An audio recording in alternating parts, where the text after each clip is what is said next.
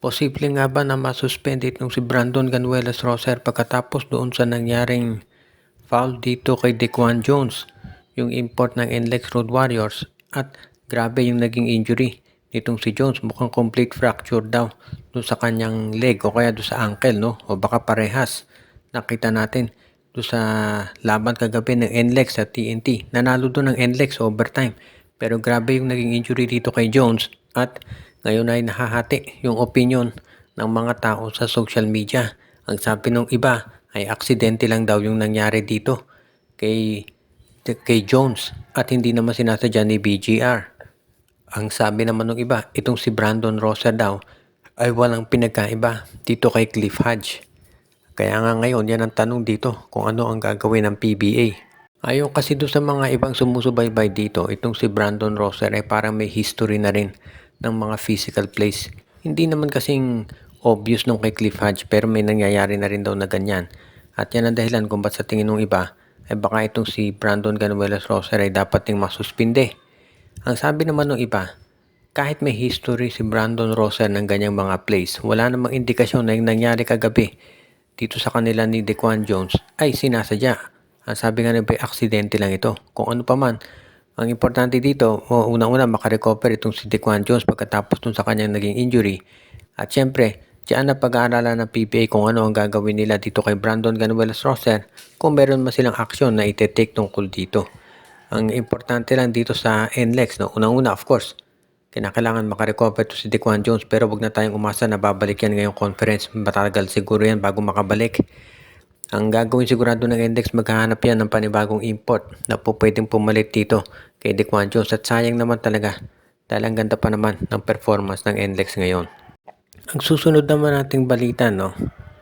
Kinumpirma na ni MVP, ni Manny Pangilinan, na meron talagang usapan itong NLEX, yung NLEX Tollway, NLEX Expressway at itong South Expressway na kinokontrol ng SMC na magkakaroon sila ng merger. At dito sa merger na mangyayari, magiging majority owner ng NLEX ang SMC sa pangunguna ni Ramon Ang. So ang tanong ngayon, anong mangyayari dito sa NLEX Road Warriors sa PBA?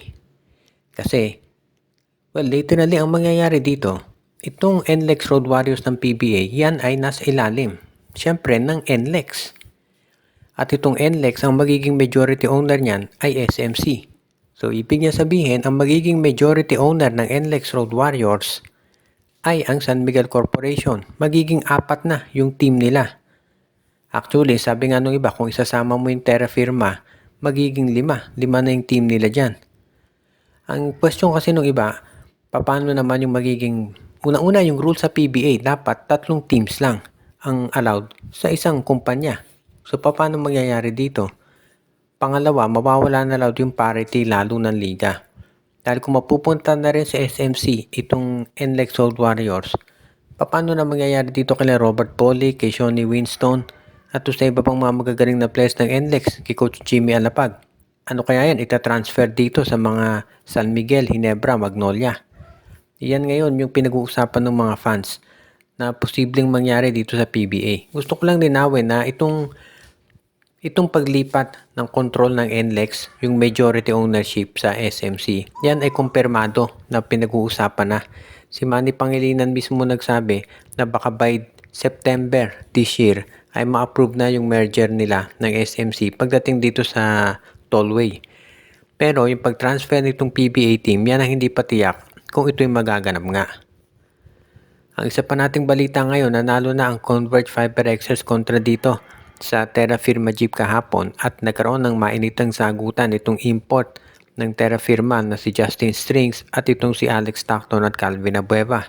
Hindi naman nakapagtataka yan dahil very physical at very important yung game na yon para sa dalawang panig. Dahil itong NLEX at Terra Firma, parehas sila ng record. At yun ang dahilan kung ba't talagang nakita natin na pinili talaga itong NLEX Road Warriors na sila ay manalo. Kaya nga sa ngayon, mukhang itong NLEX or rather itong Converge FiberXers nasa 4th position na dito sa kanilang grupo. At yan ang importante dahil yung top 4 teams lang ang aabante sa playoffs. So naungusan nila ngayon bahagya itong Terra Firma. Pero kailangan natin consider na meron pang mga natitirang games dito sa PBA Governors Cup. Tandaan natin magkakaroon ng break itong PBA.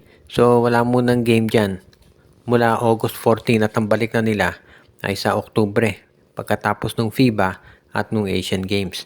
Kaya nga sa ngayon itong si Coach Delta Pineda, masayang-masaya yan na kahit papano bago nag-break ay nagkaroon sila ng oportunidad talaga na magkaroon ng mas magandang record at nanalo sila.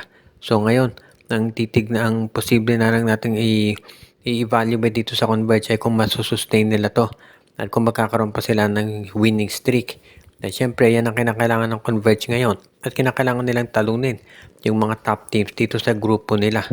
Pero siguro ngayon ang concern na lamang nitong Converge Fiberxers talaga ay makapasok sila dito sa playoffs dahil yan talaga ang inaasahan ng marami na gagawin nitong Converge Fiberxers. Pero at least nanalo sila kontra sa Terra Firma. Dahil dito sa napipintong pagkuha ng majority control ng SMC sa NLEX Tollways, marami ang nagtatanong ngayon kung ito na ba ang senyales na itong mga players nila katulad nila Robert Bolick, Shonny Winston at LJ Gonzalez ay ililipat na sa San Miguel. Alam natin ang San Miguel ay naghahanap ngayon ng point guard, no? So hindi na nakapagtataka na ang mga nabanggit na player ang napapabalitan na baka daw mapunta dito sa SMB. Pero hindi pa natin masasabi na yan ay mangyayari kasi ito lang tollway ang mapupunta ang majority control sa SMC. Wala namang sinasabi na yung control dito sa kanilang team ay malilipat sa San Miguel Corporation. Pero sabi nga nung iba, parang medyo mahirap isipin na ang majority owner ng NLEX Tollway is San Miguel Corporation pagkatapos wala silang say dito sa team nito sa PBA. Parang imposible naman yon.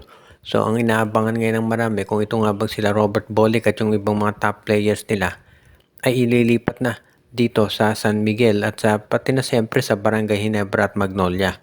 Pero sa ngayon, no, mukhang status quo pa rin. Wala munang babaguhin daw dyan. Ang lumabas na balita ngayon dito sa mga social media, no, na yung mga trades na pwedeng gawin ng NLEX, yung mga transaction ay naka-hold muna.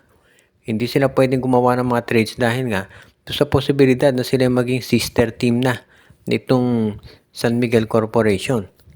Kaya ito yung magiging question ngayon dito sa PBA kung ano ang kanilang gagawin. In the meantime, no, habang walang trades ng NLEX, mukhang okay naman yung kanilang roster dahil maganda nga yung sitwasyon dito ng kanilang lineup. Kaya nga hindi na ako magtataka talaga kung itong NLEX eventually ay lumabas na in the open na sila yung majority control mapupunta sa SMC. So ito yung magiging interesting development sa PBA. Binabati natin yung ating mga taga-subaybay na sila Joshua Giray, Espejo at Rosales family. Pati na rin si Ireneo Salangsang, si Edwin Carmona Jr., si Judy Villarosa, si Katsakino Dukusin, si Ronald Berbosidad, si Romeo Conchada, si Malyari Mascariñas. Binabati din natin si Monde Guzman, si RG Bueno, si Anthony Alon at ang iba pa.